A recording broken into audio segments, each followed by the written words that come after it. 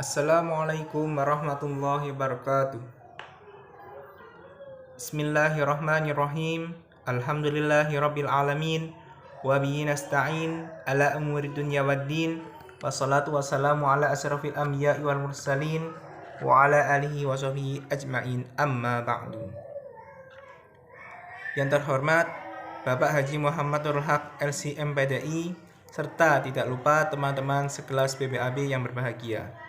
Kami dari kelompok 8 akan mempresentasikan hasil diskusi kami yang berjudul sifat-sifat yang harus dihindari peserta didik. Adapun anggota kelompok kami yaitu 1. Iska Aini NIM 2220086, 2. Muhammad Thoriqul Firdaus NIM 22220087, 3. Sylvia Haulina NIM 2220088, 4. Nila Aftina NIM 2220090.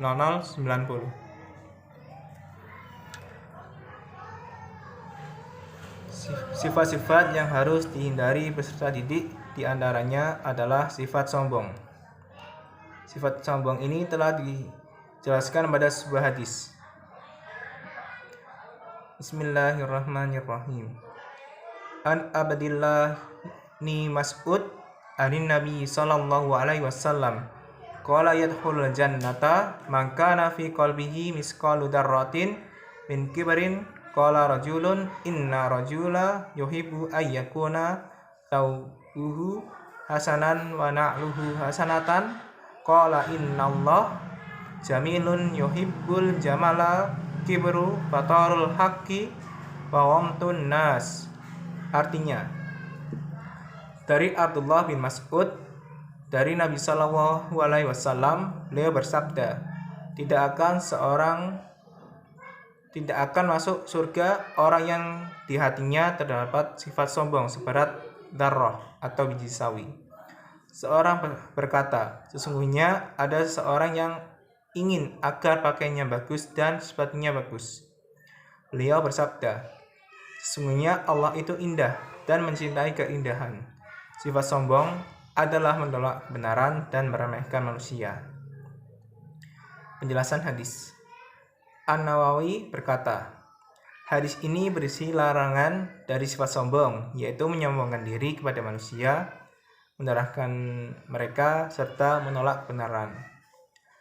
Kesombongan ada dua macam, yaitu kesombongan terhadap al-haq dan kesombongan terhadap makhluk. Hal ini telah diterangkan oleh Nabi Muhammad SAW pada hadis di atas. Menolak kebenaran adalah dengan menolak dan berpaling dari kebenaran serta tidak mau menerimanya. Sedangkan meremehkan manusia yaitu merendahkan dan meremehkan orang lain, memandang orang lain tidak ada apa-apanya dan melihat dirinya lebih mulia dibandingkan orang lain. Materi selanjutnya akan dijelaskan oleh teman saya. Kata Mujahid, jika ingin mendapatkan ilmu harus menghilangkan dua sikap buruk, yaitu rasa malu dan sikap sombong. Al-Bukhari meriwayatkan secara mu'allaq dalam sahihnya, yaitu Bismillahirrahmanirrahim. Qala Mujahidun la yata'allamul ilma mustahyin wala mustakbir. Mujahid berkata, orang yang malu tidak akan bisa mendapatkan ilmu. Demikian juga orang yang sombong. Hadis riwayat Al-Bukhari juz 1 halaman 220. Rasa malu yang dimaksud dalam hadis tersebut yaitu rasa malu yang menghalangi seseorang untuk mencari ilmu. Begitu pula dengan sombong. Sombong juga akan menghalangi seseorang dalam mencari ilmu karena mereka merasa lebih hebat dan lebih pintar daripada orang lain sehingga meremehkan orang lain, padahal hati kecilnya mengakui bahwa banyak ilmu bermanfaat yang dapat digali dari orang yang diremehkan. Aplikasi hadis tentang sombong dalam kehidupan. Yang pertama yaitu peserta didik tidak boleh sombong karena orang yang sombong akan sulit dalam mempelajari ilmu agama. Yang kedua yaitu hendaknya tidak angkuh terhadap ilmu yang dipelajarinya dan tidak juga menonjolkan kekuasaan terhadap guru yang mengajarinya. Yang ketiga yaitu hendaknya menuntut ilmu demi akhirat, maka ilmu tersebut akan menimbulkan hati yang khusyuk dan Aspek tarbawi, yaitu yang pertama, wajib bagi para penuntut ilmu untuk memiliki tekad yang kuat, mendahulukan perkataan Rasulullah di atas perkataan orang lain.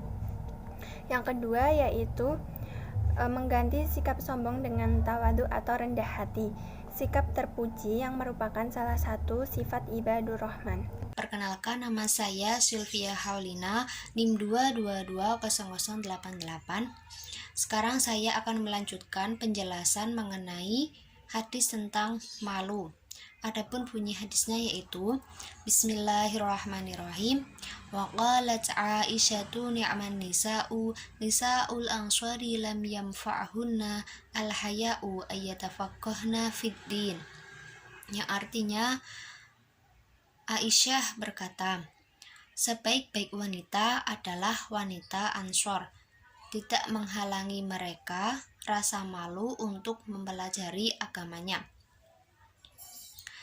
Adapun penjelasan dari hadis tersebut yaitu, artinya, sekalipun wanita Ansor merupakan sekelompok perempuan yang memiliki rasa malu yang tinggi sebagai cerminan keimanan mereka, namun hal itu tidak berlaku dalam menuntut ilmu, sebab rasa malu dalam menuntut ilmu dapat menyebabkan kekeliruan atau ketidakjelasan.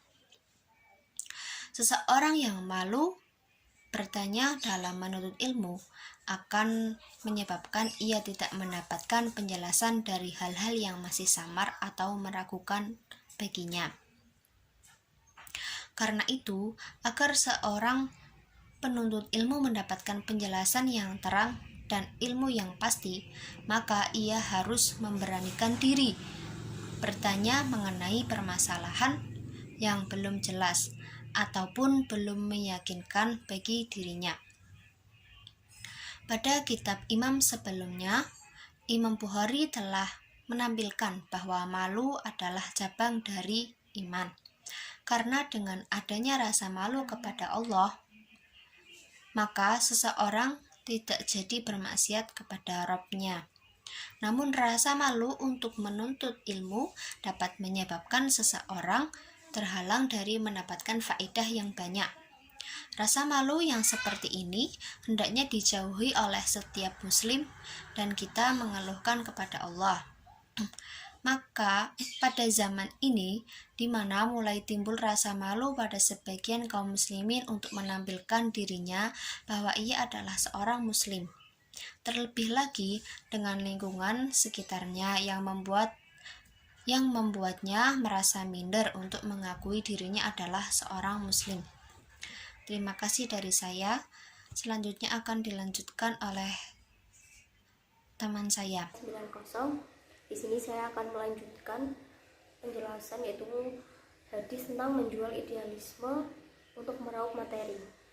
Hadis ini berbunyi, Ali bin Abbas anin Nabi sallallahu alaihi wasallam qala inna unasan min ummati yastafqahuna fit-dini wa yaqra'una al-Qur'an wa yaquluna na'ti umara'a fanusibu min dunyahum wa ta'taziluhum bidinina wala yakunu dalik kama la yustana minal qatari illa syauk kadalika la yustana min qurbihim illal khataya.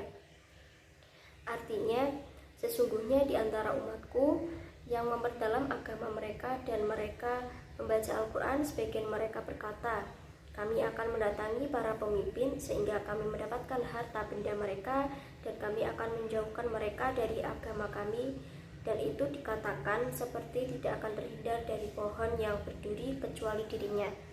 Demikian juga tidak bisa menghindarkan diri dari mereka kecuali kesalahan-kesalahannya. Nah, dari hadis ini dijelaskan dari kitab Syarah Hadis Faidul Qadir Juz 2 yang diterjemahkan. Nah, bahwasanya beberapa umat Nabi Muhammad SAW itu memperdalam dan memahami hukum agama sehingga mereka disebut ahli fikih. Nah, dari situ banyak orang-orang berdatangan kepada mereka untuk bisa mendapatkan kedudukan duniawi dari kepemimpinannya tersebut. Nah, hal ini itu sangat racun yang mematikan, karena bergabung dengan para pemimpin tersebut merupakan kunci atau pembuka dari berbagai kesalahan atau kekeliruan.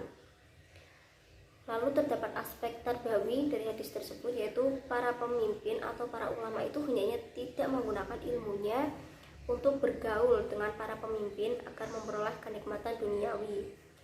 Karena tujuan menuntut ilmu itu untuk menghiasi hatinya dengan sesuatu yang akan mengantarkan kepada Allah Subhanahu wa taala, tidak berdekatan dengan penghuni tertinggi dari orang-orang yang didekatkan, tidak dimaksudkan untuk memperoleh kekuasaan, pangkat maupun harta. Dan salah satu tanda dari orang-orang yang beruntung tidak didekatkan kepada Allah adalah orang yang tidak mencari dunia dengan ilmunya. Nah, itu saja yang dapat saya sampaikan. Kurang lebihnya mohon maaf. Wassalamualaikum warahmatullahi wabarakatuh.